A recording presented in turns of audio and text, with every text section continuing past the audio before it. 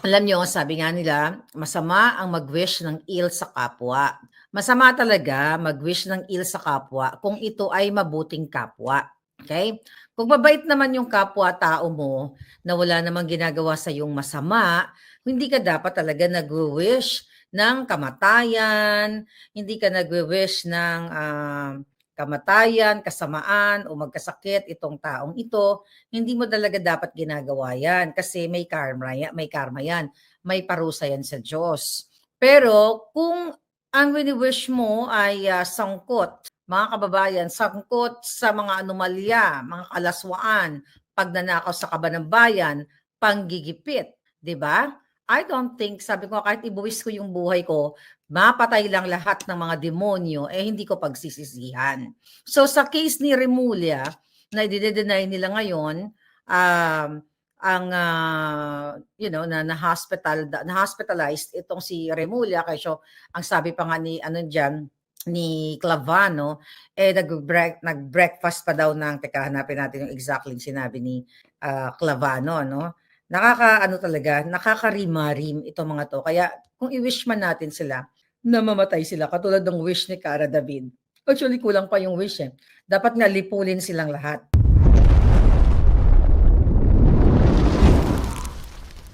Dahil ang sabi ng sidekick niya sa ombudsman na fake news daw yon. Sabi niya, he had a hearty sinigang this morning for breakfast.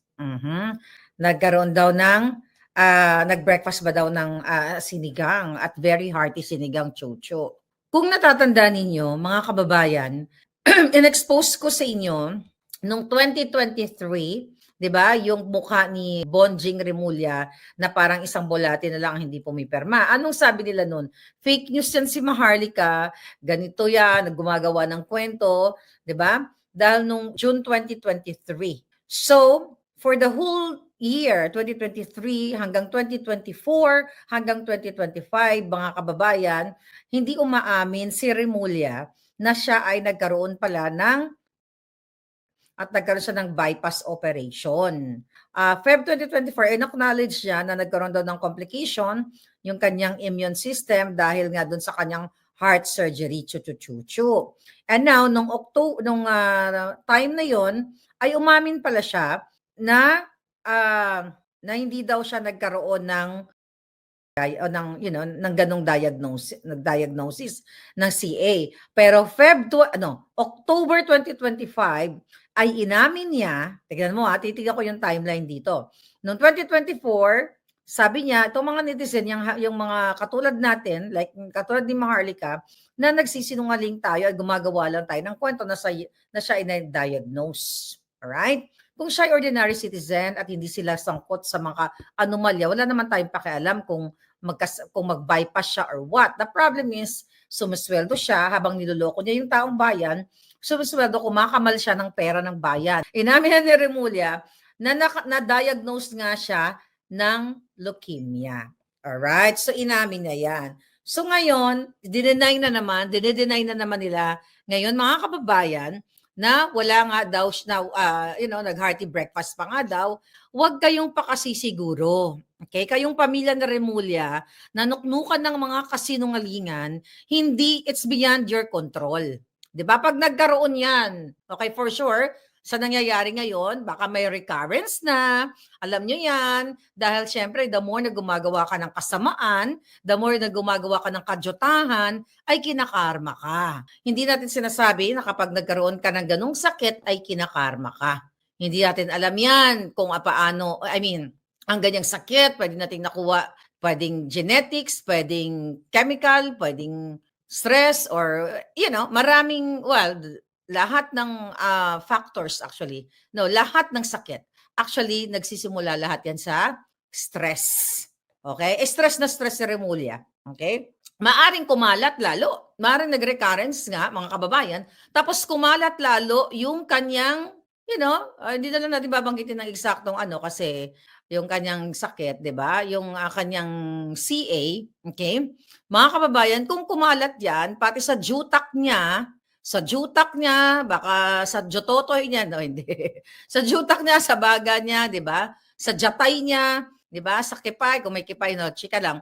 Pero alam mo 'yon, kapag 'yan ay kumalat dahil nga, there are times low yung immune system natin, there are times na kinakarma talaga, mga katulad nila. Siguro sabi ng Diyos, kailangan nakatamparusahan dahil wala nang katapusan ang kasamaan paggigipit ninyo sa taong bayan. So pwede mangyari, sabi ko nga, it's beyond your control. Pwede kayong maakop. Pwede kayong ma-Enrile, although si Enrile ay gurangtot naman na talaga, panahon na talaga para magurgur siya sa buhay niya, then, baka maakop kasi nga hindi nyo hawak ang buhay ninyo. Kaya lagi nating sinasabi na tigil nyo na yung pagnanakaw nyo, mga putang ina ninyo. Okay? Sa inyo na lahat, kotse, pera, lahat, bahay, mga alpot sa paligid ninyo na chinuchok-chak ninyo, nandyan na lahat. Pag pinagapang ko lahat ng mga CA cells dyan, at inutusan ko lahat yan sa pamamagitan ng itim na kandila at dadasalan ko yan. Lahat kayo ay lilipulin yan, mga palangga. Hindi po kayo palangga. Mga alpot o mga kawatan. Tatandaan ninyo, masosyonda na kayo. Ang inyong lifestyle ay karimari-marim. Pagdating sa pagkain, lahat ng lechon sinubo nyo na. Pati buto, sinusubo ni Satanas. Di ba? Alam ko, excited kayo sa topic na yon. So ngayon, mga kababayan, ipinapakita ng pagkakataon ng tadhana na naniningil na talaga sila. Paano natin paniniwalaan si Remulla? 2023, pinadyotok ang issue na yan. Na St. Luke siya. May nagsabi sa akin dahil, may baka madulas ako malaman kung sino ating puting as during the time. Di ba, mismo na nandoon sa loob ng mga eksenang yun, nung siya ay, ginagamot o pinapasok na sa hospital na yun, may nagsumbong na kaagad sa atin. Sa Remulla, di ba, inuutusan ko ang lahat ng mga CA cells na kunin ka na. Okay? Lamunin na lahat yung jototoy mo. Pwede naman jototoy kasi wala naman siyang prostate. Well, hindi naman niya sinabi, but who knows, di ba? Once na kinutusan ko yan, iguzum, kunin nyo na si Bonjing. Kunin nyo na yan. Yung hayop na yan, kunin nyo na kasi hindi na kayo magtatagal sa mga ginagawa nyong kababuyan sa taong bayan. Rest him in hell, sabi ni Teresa Avendaño. Dahil sobra na ang pangbababoy ninyo sa taong bayan. Ngayon, i-deny nyo na naman. O sige nga, ilabas nyo nga si Remulla. Sige, mag-live nga kayo. Di ba yun ang challenge natin sa kanila palangga? O, ilabas nyo nga ang boto ni Remulla. Sige nga, ilabas nyo si Remulla kung talagang buhay pa yung buhay or capable pa magsalita yan. Baka magulat na lang tayo, bumagsak na kayo. Tapos hingi kayo prayers. Nanghingi po kami ng dasal sa aming minamahal. Mga yawa kayo, tapos ngayon i-deny nyo. Malapit na yan. So, okay, alam nyo na yan ay mga cover-up nila dahil talagang, ba't ang ganda ko ngayong araw na to? Diba? Parang ang New Year natin, parang nagkaroon tayo ng mga dramatization ngayon. Nag-ayos kasi ako, madalas kasi hindi ako nag-aayos pag may partida pa yan, hindi pa nag-aayos yung lola ninyo. May moment kasi natamad-tamad ako magsuklay, yun na nakaharap lang tayo. Pero ngayon, nagsipag ako, nagsuklay ako at nag-emote ako, right? Kasi iniisip ko 2026, harap ako sa inyo. Ayoko naman ng hindi ako masyadong maganda. Dapat yung bonggang ganda lang. Sino kaya ang susunod na magugurgor? Sabi ni Juvie. Hindi natin alam kung sino sunod na magugurgor.